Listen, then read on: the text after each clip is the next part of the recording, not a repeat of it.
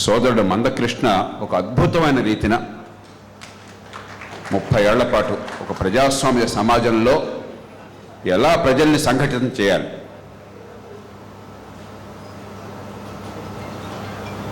Doctor Ambedkar చెప్పినట్లుగా educate, organise, agitate 3 ఆచరణలో అద్భుతంగా చూపెట్టారు. ఎక్కడ అదుపు తప్పలేదు, ఎక్కడ ద్వేషాన్ని పెంచలేదు, ఎక్కడ హింసకి పాల్పడలేదు. ఒక ప్రజాస్వామ్యంలో మార్పునట్టు సాధించాలని దానికి ఒక గొప్ప తార్కాణం. మందకృష్ణ నాతో అన్న మాటలు నాకు ఎప్పటికీ గుర్తున్నాయి. దాన్ని రాగానే గుర్తు చేశాను. 25 ఏళ్ల క్రితం, ఎప్పుడు సంవత్సరం గుర్తులేదు, 20 ఏళ్ళు దాటిపోయింది. అన్న, అగ్రవర్గాల్లో డబ్బున్న వాళ్ళకి పేదలకి మధ్య పోరాటం అయితే నా పక్షం ఎప్పుడు కూడా పేదల పక్షం. అగ్రవర్గాలు బలహీన వర్గాలు అయితే నాది ఎప్పుడు కూడా బలహీన వర్గాల పక్షం. బలహీన వర్గాలు దళితుల మధ్య అయితే దళితుల పక్షం. దళితులు అణగారిన వర్గాలు కాస్త మెరుగైన వర్గాలు అయితే అణగారిన వర్గాల పక్షం అని చాలా స్పష్టంగా చెప్పారు. నా గుండె వెంటనే కరిగిపోయింది. దాన్ని మనస వాచా కర్మణ ఆచరించినటువంటి మనిషి సోదరుడు మందకృష్ణ. మీ అందరి తరపున, నా తరపున మా సోదరుడికి మనస్పూర్వకంగా గుండె లోతుల్లోంచి అభినందనలు తెలియజేస్తున్నాను. ఓ గొప్ప ఉద్యమాన్ని ఆదర్శవంతంగా నడిపారు.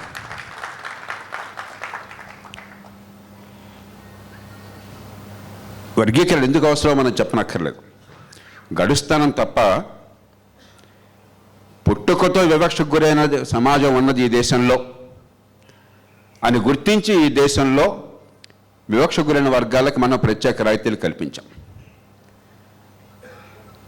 అసమానుల మధ్య సమానత్వం సాధ్యం కాదు కాబట్టి రాయితీలు కావాలని కోరిన తర్వాత దళిత వర్గాల్లో మళ్ళీ అసమానత్వం ఉన్నప్పుడు అసమానులను సమానంగా ఎట్లా చూస్తారు?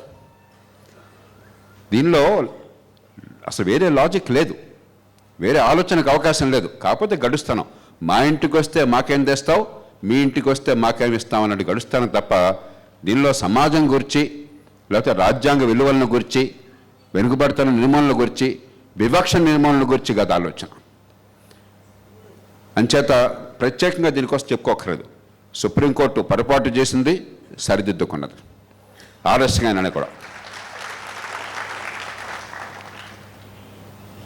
కాబట్టి నేను దానిలోకి వెళ్ళను. చాలా సమర్థంగా చెప్పారు. నేను వచ్చే ముందు కారులో కూడా మొత్తం కోర్టు తీర్పును మొత్తం కూలంకషంగా పరిశీలించాను. అంతకుముందు కేసులో సుప్రీంకోర్టు తీర్పు చూశాను, ఇప్పుడు చూశాను, 2 పక్షాల వాదనలో చూశాను. దానిలో ఏమాత్రం అనుమానం లేదు. మనసున్న ఏ మనిషి అయినా, రాజ్యాంగ విలువల పట్ల నమ్మకం ఉన్న ఏ మనిషి అయినా, ఈ దేశంలో పుట్టుకతో వివక్ష పోవాలని కోరుకున్న ఏ మనిషి అయినా కూడా బాగా వెనకబడి విద్యా అవకాశాలు లోపించిన వర్గాలకి న్యాయం జరగాలని కోరుకోకుండా ఉండరు. దాన్ని ఎట్టకేలకు ఇన్నేళ్ల పోరాటం తర్వాత సుప్రీంకోర్టు అంగీకరించింది. ఇక రాష్ట్ర ప్రభుత్వం చేతుల్లో ఉంది, రాష్ట్రాల చేతుల్లో ఉంది. ఖచ్చితంగా మీరంతా గొంతు విప్పినట్టయితే, మీరంతా కూడా న్యాయం కోసం, ధర్మం కోసం, మందకృష్ణ ఎట్లా ఏ రకంగా అయితే అందరి కోసం చెప్పని గొంతు విప్పి పోరాటం చేశారో ఆ పోరాటం పంట ప్రదర్శించినట్టయితే, చిత్తశుద్ధి ఉన్నట్టయితే పార్టీలు ఖచ్చితంగా అన్ని రాష్ట్రాలు లొంగుతాయని విశ్వాసం నాకున్నది. దానికి 100కి 100 పాళ్ళు మద్దతు ఇవ్వడానికి నేను, అలాగే నాలో ఆలోచించే వాళ్ళని దేశంలో చాలామంది 100కి 100 పాళ్ళు సిద్ధంగా ఉన్నాం. ఇక 2-3 దీనికి సంబంధించిన అంశాలు. వర్గీకరణ, రిజర్వేషన్తో సంబంధం కాకుండా అసలు వివక్ష తొలగించడం గురించి. ప్రపంచంలో ఏ దేశంలో లేని రీతిన పుట్టుకతోనే వివక్ష కల్పించిన సమాజం భారతీయ సమాజం. దేవుడు అనేవాడు ఉంటే దేవుడు, లేకపోతే ప్రకృతి బిడ్డలు ఎక్కువ తక్కువగా పుట్టించాల. కాస్త కొద్దిపాటి తేడాలతో అందరికీ ప్రతిభా పాఠవాళ్ళని పంచింది. ఈవేళ మల్లేశం గారు నేను మాట్లాడుకుంటున్నాం ఈ సభకు ముందు. ప్రొఫెసర్ మల్లేశం గారు ఉన్నారా? అక్కడ వెనక్కి కూర్చున్నారు. మన విద్యను నాశనం చేశాం. దయచేసి మనసు పెట్టండి. ఇక్కడ ఉద్యోగులు కూర్చున్నారు, మీరు ఉద్యోగాల్లో ఉన్నారు కాబట్టి మీ పిల్లలకు సహజంగానే మంచి విద్య అందించే ప్రయత్నం మీరు చేస్తారు. ప్రతి తండ్రికి, ప్రతి తల్లికి ఆ బాధ్యత ఉన్నది. కానీ ఈ దేశంలో కేవలం ఏ తల్లి గర్భాన పుట్టానన్న కారణంగా దళిత వర్గాలు, బీద వర్గాల్లో కనీస ప్రమాణాల విద్య లేక చిన్నతనంలోనే పూర్తిగా మేధస్సు అడుగంటిపోతుంది. తర్వాత పోటీ పడే అవకాశం కూడా రావటం లేదు. అందరూ ప్రభుత్వోద్యోగాల్లో చేరలేరు, అందరికీ అవకాశం ఉండదు. ఇందాక చెప్పారు, మన ఈశ్వర్ చెప్పారు, ఎంత పోటీలో తట్టుకుని ఎవరో వస్తారు, 100కి ఒకళ్ళు వస్తారు. మిగతా 99 మంది సంగతి ఏమిటి? ఈ వర్గాల్లోనే పాఠశాల విద్య అందకపోతే, మంచి ప్రమాణాలతో ప్రకృతి ఇచ్చిన తెలివితేటలు బయటపడకపోతే, లక్షలు ఖర్చు పెడితేనే పర్వాలేదని విద్య వచ్చి ప్రభుత్వ పాఠశాలలోనో కాస్త తక్కువ స్థాయిలోని ప్రైవేట్ స్కూళ్ళకు వెళ్ళినట్టయితే, బీద వర్గాలు పిల్లలకి తెలివి ఉన్న చదువు అందకపోయినట్టయితే ఏమవుతుంది ఆ సమాజం?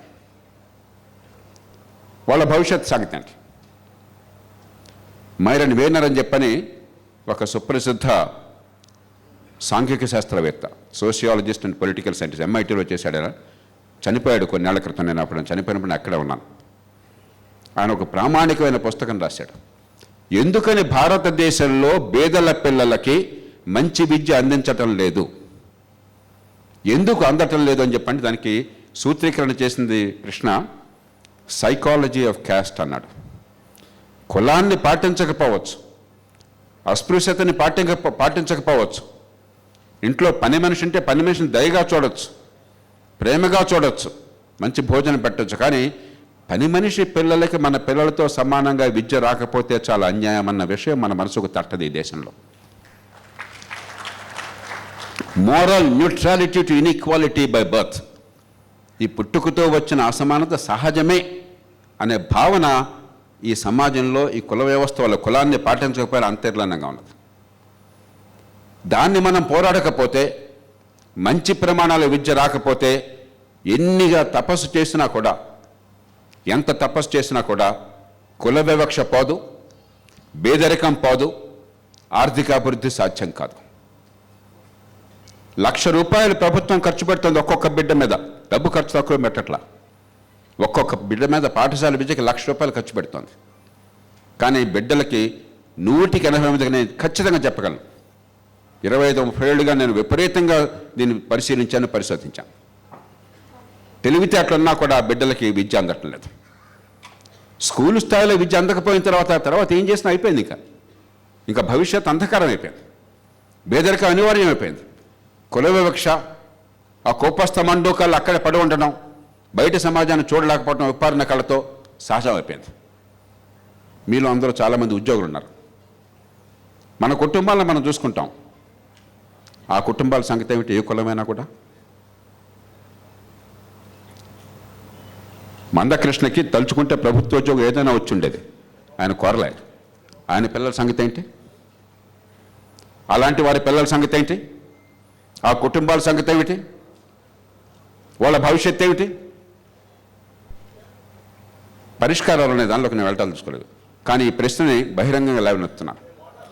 ఆ విద్యను అందించకపోయినట్టయితే ప్రతి బిడ్డకి ఏ తల్లి గర్భాన పుట్టానన్నటువంటి తేడా లేకుండా మంచి ప్రమాణాల విద్య, నిజమైన విద్య, ప్రతిభని వెలుగు చేసే విద్య అందకపోయినట్టయితే ఆ సమాజంలో సమానత్వం అసాధ్యం.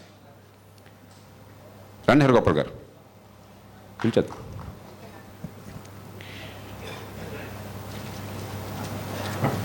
నేను ఎప్పుడు చెప్తుంటాను, నాకు దేవుడు ఉన్నాడో తెలియదు, దేవుడికి నాకు సంబంధం లేదు. దేవుడి విషయం నా విధానం ఏంటంటే మ్యూచువల్ నాన్ ఇంటర్ఫియరెన్స్. దేవుడు నన్ను గురించి పట్టించుకోకపోతే నేను కూడా ఆయన గురించి పట్టించుకోలేని. కానీ పాపం ఉందని నమ్ముతున్నాను నేను. అన్నిటికంటే భయంకరమైన పాపం అన్ఫుల్ఫిల్డ్ పొటెన్షియల్. ఆ బిడ్డకి ప్రకృతి ఇచ్చిన ప్రతిభా పాట వాళ్ళు వికసించే ఏర్పాటుని సమాజం చేయకపోతే మనమందరం పాపం చేస్తామని నమ్ముతున్నాను. ఇక రెండో అంశం, రెండో పెద్ద పాపం. చాలా కాలం మందకృష్ణ పోరాడింది. ఆయన ఈ వర్గీకరణ కోసం పోరాడుతూనే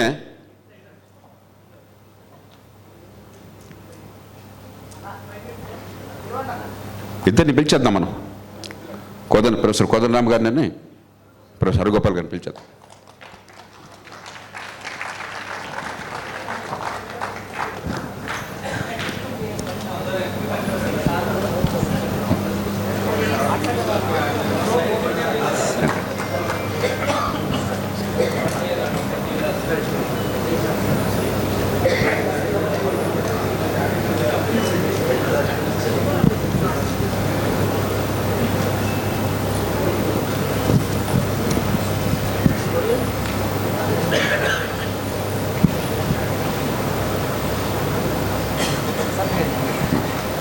ఒకసారి మాట్లాడు.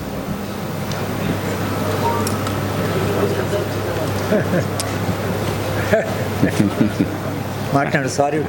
No problem.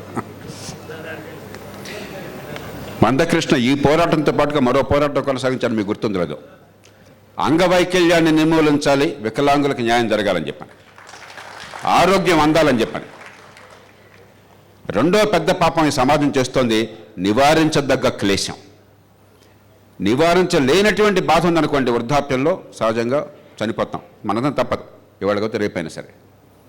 కొన్ని జబ్బులకి మనం ఏం ఆపలేమో, వస్తే ఏం చేయలేమో, దురదృష్టం, బాధపడతాం. కానీ నివారించదగ్గ అంగవైకల్యం ఉంది, నివారించదగ్గ బాధ ఉంది. అనారోగ్యం వస్తే మన సమాజానికి ఆ శక్తి ఉన్నా, ఆ సాంకేతిక విజ్ఞానం ఉన్న వనరులు ఉన్నా కూడా లక్షల మంది పేదరికంలో మగ్గుతున్నారే. ఇవాళ ఒక్కసారి మీరు చూడండి, ఏ కులాలు వివక్ష గురవుతున్నాయో ఆ కులాల్లో సగటు జీవన కాలం మిగతా వాడితో పోలిస్తే 7-8 ఏళ్ళు 10 ఏళ్ళు తక్కువ.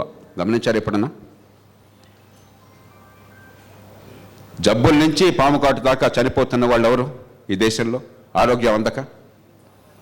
ఏడాదికి 5.5 కోట్ల మంది ఈ దేశంలో ఆరోగ్యం అందక పేదరికంలోకి జారిపోతున్నారు. అత్యధికులు ఎవరు? 5.5 కోట్ల మంది పేదరికంలో జారిపోయేవాళ్ళు.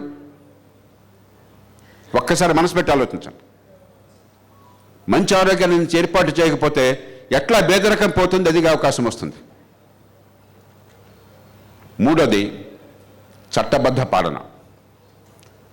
కాగితం మీద అద్భుతంగా చట్టబద్ధ పాలన ఉంది, బోల్డ్ కబుర్లు చెప్తాం, కానీ మనది బడితో ఉన్నవాడి చేతుల్లో బర్రె ఉండే పాలన, ఖండబలంతో బండన్యాయం అందించే పాలన. ఈ దేశంలో సామాన్యుడికి న్యాయం అందడం దుర్లభం. డబ్బున్నవాడికి ఓ న్యాయం, డబ్బు లేనివాడికి ఓ న్యాయం. అధికారం ఉన్నవాడికి ఓ న్యాయం, అధికారం లేనివాడికి ఓ న్యాయం. పరపతి ఉన్నవాడికి ఒక న్యాయం, పరపతి లేనివాడికి ఒక న్యాయం. నష్టపోయేది ప్రధానంగా సామాన్యులు, వివక్ష గురైన వర్గాలు, నిరుపేదలు. అందరికీ నష్టంలా కనిపిస్తుంది, కానీ కాస్త డబ్బున్నాడో, పలుకుబడున్నాడో, ఖరీదైన వాడు ఏదో రకంగా తంటాలు పడతాడు. నష్టపోయేది సామాన్యులు. కాబట్టి నిజంగా ఈ సమాజంలో మనం వివక్షని తొలగించాలని చెప్పంటే రిజర్వేషన్ ఒక అంశం. రిజర్వేషన్ ఫలాలు అందాలంటే ముందు విద్య కావాలి, మంచి ప్రమాణాల విద్య కావాలి. మంచి ప్రమాణాల విద్య ఖచ్చితంగా లేదు. ఎప్పుడు మాట్లాడినా కేజీ నుంచి పీజీ దాకా ఉచిత విద్య అంటాడు, కానీ మంచి ప్రమాణాల విద్య, ప్రతిభని బయటికి తీసుకొచ్చే విద్య, ఆ బిడ్డలను మిగతా పిల్లలతో పోటీ పడే తయారు చేసే విద్య అని ఎవరు అంటలేదు. గమనించారా మీరు? ఫీ రీయింబర్స్మెంట్ అంటాడు, కానీ ఏం నేర్చుకుంటున్నారో చోట్ల. ఇందాక మల్లేశం గారు చెప్తున్నారు, అద్భుతమైన అవకాశాలు ఉన్నాయి ఇక్కడ ఈ కాలేజీలో, ఇంజనీరింగ్ కాలేజీలో, ఉస్మాన్ యూనివర్సిటీలో. కానీ మనకి ఇక్కడ పిల్లలకి విద్య అందించేందుకు ఏర్పాట్లు వచ్చాయి వివిధ దానిలోకి వెళ్ళక్కర్లా, అందించలేకపోతున్నాం. కాబట్టి దయచేసి నేను కోరేది, ఈ పోరాటంలో విజయాన్ని దాదాపు సాధించబోతున్నారు, అందరం కలిసి వస్తాం. కానీ దీంతోనే ఇళ్ళలగానే పండుగ అని చెప్పినట్టయితే కొంతమందిని ప్రభుత్వోద్యోగాల్లో చేరిన వాళ్ళు, ఉన్నత విద్యలో కొన్ని అవకాశాలు వచ్చిన వాళ్ళు మంచి కాలేజీల్లో వాళ్ళకి బాగుపడతారు తప్ప మిగతా వర్గాలను మనం పట్టించుకున్నట్టు కాదు. ఈ వర్గాలు వాళ్ళని పట్టించుకుంటారు. నాస్తో మందకృష్ణ ఉద్యమం చేశారు, కానీ కేవలం 100కు ఒక్కళ్ళు బాగుపడాలని ఆయన చేశాడని నేను అనుకోవట్లేదు.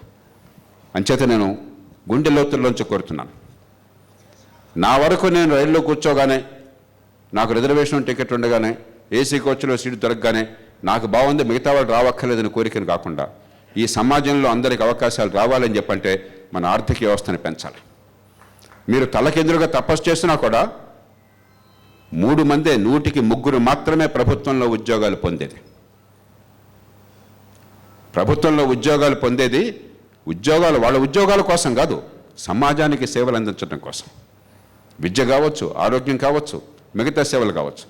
ఆ సేవలు నిజంగా సరిగ్గా అందితే ఈ దేశంలో సామాన్యుల దుర్గతి ఇట్లా ఉండదు.